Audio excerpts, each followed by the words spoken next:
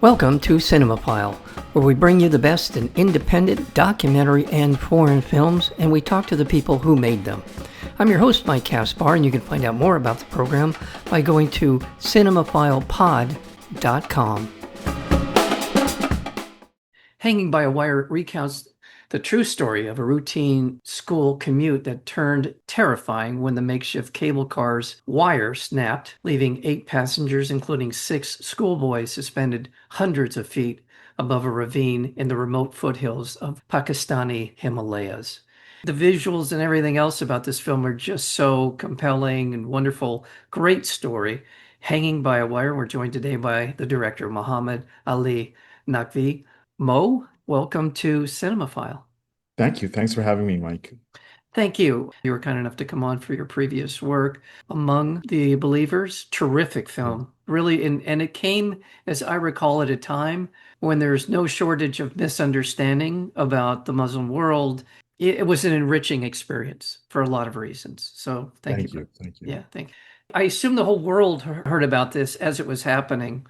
But what turned your attention to want to do kind of a deep dive and a breakdown of what happened to these schoolboys and many other people in this community? What was that inspiration? I'm from Pakistan. I'm from the Karachi, which is where I mostly grew up, and now I live in Los Angeles, although I kind of split my time between Pakistan and the US. To kind of give a reference to a lot of your listeners, it was like OJ. OJ back in the 90s, I'm dating myself, escaping the police and the helicopters following him. Everyone was watching that unfurl. That's very much what happened here. This was crazy news. All our national channels had picked up and they were covering the rescue the entire day. And then once you started seeing the amazing footage that started coming out, especially some of my hero archival, which was that drone footage, which, by the way, was shot by someone in the community, a drone enthusiast who also is a jewelry shop owner in the area. Okay, so he's a vlogger, he's a drone enthusiast, he's remarkably skilled. But Yeah. yeah, so once that footage came out, even international news picked it up. Those images were so amazing, and so we were hooked. And I watched that play out throughout the entire day until they were rescued at night. And I'm like, this literally is an action thriller film that unfurled in front of me, and we have to do this. What's your first step? Do you go to the village? Do you go where do you begin your journey in understanding and documenting this? So we literally went a few weeks after the incident to the village.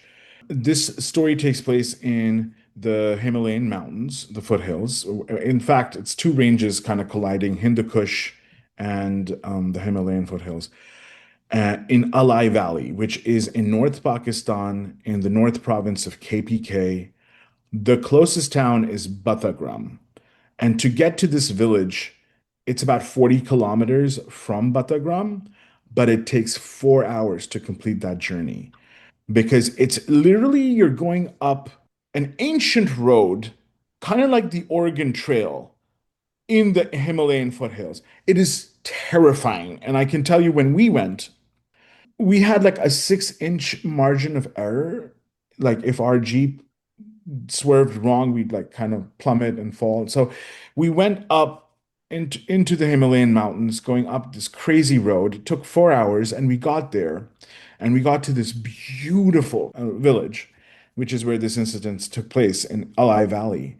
But there was nothing there. There was no infrastructure. There was no roads. There was nothing. I mean, for them, this makeshift cable car system is a lifeline. They get from one mountaintop to the next within a minute. If they did this on foot, which sometimes they have to do because of, a broken cable car, can take 2 hours, 2.5 hours, you know? They knew when this incident happened. In Urdu, we have a word called jugar, which roughly translated means improvisation or being resourceful. They don't have roads. They're totally isolated. They're an indigenous community that the state has kind of ignored. But everyone has Instagram, everyone has Facebook and TikTok. So What we can do, and when this incident was actually happening, is they started recording themselves and they started putting it online. That's why I had all this incredible footage, all community footage, from the boys in the cable car to their families on ground to the villagers with drones and everyone recording this. And as soon as they started putting that online, the news did pick it up. And then when the news picked it up and the international news picked it up, the police, everyone was like, oh my God, we better do something. So similarly, when we went up there a few weeks later, they said to us, one of the reasons we got rescued was because of the media. So we understand the power. But once we were rescued, they left. We don't have any roads. We don't have any new infrastructure or anything. So they were open to working with me and giving me access and making a movie out of what happened because their goal was to get attention to their area and get help in kind of building these infrastructure projects or just helping out the community. And that made 100% sense to me. And I was very much aligned in helping make that happen and facilitate that. And we have an impact campaign. We're working with a nonprofit based in Seattle called One Good Act, which is specifically trying to raise funding from the diaspora community here and in Europe to give back to this village and help build whatever small marginal implementations that we can. So going back to your question, this is how we kind of got them on board because and this is my seventh feature in Pakistan, and almost all my films, especially my documentary films, have an impact component to them. This is a continuation of that, where I wanted to essentially bring on this village, the families, the survivors, to co-author this film with me. It wasn't me just making this film. It was them providing me their footage, their experiences, and us kind of co-authoring that day. And you're bringing to mind, and for me, watching the film, that just because they live in a remote part of the country, and you could say this across the board now, does not mean that they're not sophisticated about the ways of the world. Mhm. And it's fascinating just to watch well, first of all, to watch this community come together and help each other. And there are so many interesting people in the film. There truly are really remarkably interesting people that we Mhm. get to spend some time with. And I would be remiss if I didn't, in my mind, and I don't want to give too much away. I feel like if I talk too much about Sure. Sahib Khan, I'm going to say too much. The Sky Pirate. Yes, Sky Mhm. Pirate, yes. I love the fact that he introduced his cow. Yeah. Yeah. Yeah, he's He quite proud took, of that. well, he was. He talked Yeah. about how, yes, he talked about a lot of things. He's such a compelling person. And Yeah. again, I want to give him context. We're going to get to him in terms of this story, but man, wow. I'm so glad you found him. Thank you. Well, look, he's a hero, right? And again, this is not the first time that such kind of an incident happened, right? In fact, going back to what I told you, Jagar, again, that means improvisation. Yeah. When you're a community that doesn't have infrastructure, that doesn't have the support or anything, you kind of have to come up with your own transportation systems. You kind of also have to come up with your own people in your community who serve as safety, rescue, and compliance. And Sahib Khan is one of those guys. He's a cable car repairman and emergency rescuer from the community. Yeah. He's a third generation. His grandfather was doing it, his father was doing it. So this is not the first time that these kinds of incidents have taken place. In fact, unfortunately, other incidences like this have had bad turnouts. There have been Yeah. even fatalities. But he was doing what he was always done. He was called to the scene to conduct a rescue, and that's what he started doing. How old was this cable car? So I've gotten a few different answers, but I can give you a range from what the villagers told me. They guesstimated between like 15 to 18 years. Okay. And Yeah. used constantly. Used constantly. I mean, you can see like that is like literally like constantly. Yes. Not just for school commutes, for everything, for like doing errands, going to whatever, like, yes. And you could tell, even though we show up after this incident has occurred, Mhm. you could tell how worn out it looked. Oh yes. So the cable was so look, there's no like actual system. Like let's say that this was a formal system and whatever. And I should reference, by the way, there have been cable breakdowns and outages in other parts of the world where, they're much more well constructed. And so it's a precarious way to travel. But that cable, this entire thing is made up of recyclable parts, like a recycled van's hub is like the cabin of the where 8 people max can sit, and it's all repurposed. Even the cable itself is repurposed and Yeah. recycled. So it's already uncoiling and kind of really worn. And from what I was told by the villagers, they kind of started noticing 5 years before this incident that this cable kind of needs some repair or help or whatever. Do you know what I mean? It's such a difficult life in the mountains. Like you kind of really do risk your life for just all the stuff that we take for granted, for having roads and just to kind of get across and just be on your way. And I Many of took the, a cable car. It was terrifying. Not that exact one, obviously, but because, but like close by in the area, another cable car. So myself and one or two of our other crew members were like, well, we'll do a Hail Mary and we'll just check it out. We are making a film on this. We should experience it. Sense memory. So, yeah, I can imagine. But we also get to know the school kids who are in the car at the time of the accident. We get to know their family. We get to know there's some beautiful, first of all, shot beautifully, by the way. Mhm. The Yeah. shots that you have of the family members, the fathers, the people in their family talking about what happened and how Mhm. just superbly shot, and then getting to Thank know many of the people at various points in the story. They add narrative to it. Again, another one of my favorite is the woman who became the chief of police, Sonia Sonia. Shamroz. Yeah, Sonia Shamrose. Yes. Shamroz. Great insight and all. And again, I feel I don't want to give anything away, but another thing about the film, and correct me if I'm wrong, it does feel like there's a caste system in play. Is that a fair Mhm. way to put it? Well, caste, I wouldn't say, but I would say class for sure. Class. Okay. Yes. So there's definitely a class dynamic at play. You can see that, especially in the rescue operation itself, and it kind of becomes obvious. Because look, if this indigenous community has been living off the grid, doing its own thing, trying to rescue its own people, but suddenly you have CNN and BBC covering, and the world is covering this, then a lot of questions of optics, all of that comes into play, right? And it's like I have to be fair. It's also there is no necessarily villain because if I was, and again, I don't want to give the ending away or anything like that, but like if you're the head of police and you're the one commanding operations, this is taking place live on global television. You have 8 people and you have zero margin of error because if you make a mistake, Yeah. this could be a catastrophe that ends live on news. It would be horrendous. Yeah. So, that's why they tried so many other things which were really difficult to pull off, were not always the most effective, like, for example, the helicopter and all that. Because imagine, we don't know how much more weight we can put on this cable, which is already unfurling. Two of the things have already snapped. We don't know how long it will last.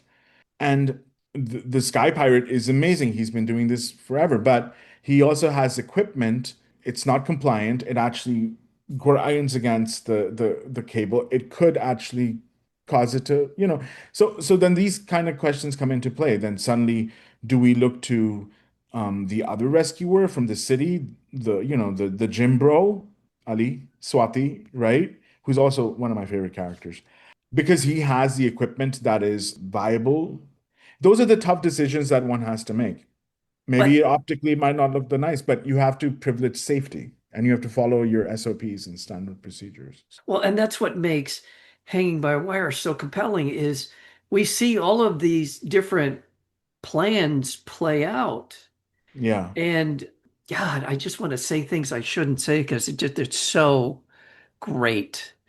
It's so Thank you. wonderful to watch. Yeah. And by the way, it's not one helicopter, it's two helicopters that they There's a bring into. few actually Oh, that there are a come and few. Okay. go and come and Yeah. go until you finally have Yeah. well, the first one that's a successful rescue. So yeah. And another thing, and again, just a great part of the story. At one point, again, at one point, the people of the village are really a very important part of the attempt Hmm. to rescue them. Of That sort course, of yeah. morphs into them taking charge in some way. It is very much about them taking charge, them getting the notice to get the authorities and people involved, them relying on their own local rescuers, not always relying on the authorities, because they're like, you guys follow your SOPs, but at a certain point, we're going to start taking the lead here because our kids are up there. So, so I get that. There was when I was growing up, very young, there was a very famous story about in Southern California, practically before local television. It was just the dawning of local TV. And Hmm. a girl fell down a well, an open well. I think it Hmm. was an oil well. And they were live for like a day of just, Oh and my. it's unheard of, the whole time, and a correspondent there. And it was famous. I doubt anyone would remember it now, but I just happened to because I was just a kid and I just remember, and it seared my memory in terms of it, and just how not knowing if she was still alive and all of those things. It's unavoidably and intrinsically human for us to be compelled to want to watch and see how it Mm. turns out. Yeah. And this is what this film captures beautifully. Thank you. Yeah. For me, I wanted to make a film.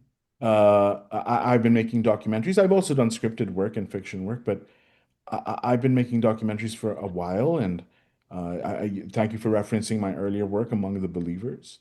And what I wanted to do was make a documentary this time that played for beyond just documentary audiences. I wanted to make a action thriller film. I love disaster movies. That was a genre I grew up, like, Towering Inferno and these kinds of things.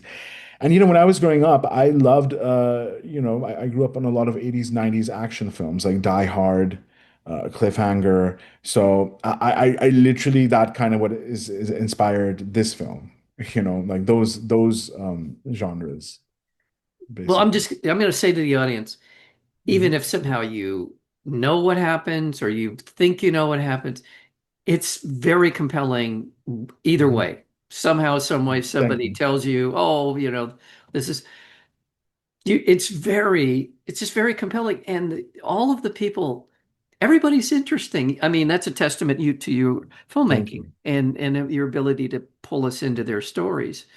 Hmm. Shot well, beautifully done. And I will tell you, the first time I heard about this, I kind of made some of these assumptions. Hmm. Doesn't matter. Yeah, Yeah, yeah. And by the way, at Sundance, you were at Sundance this year. You were in the right. World Cinema documentary competition.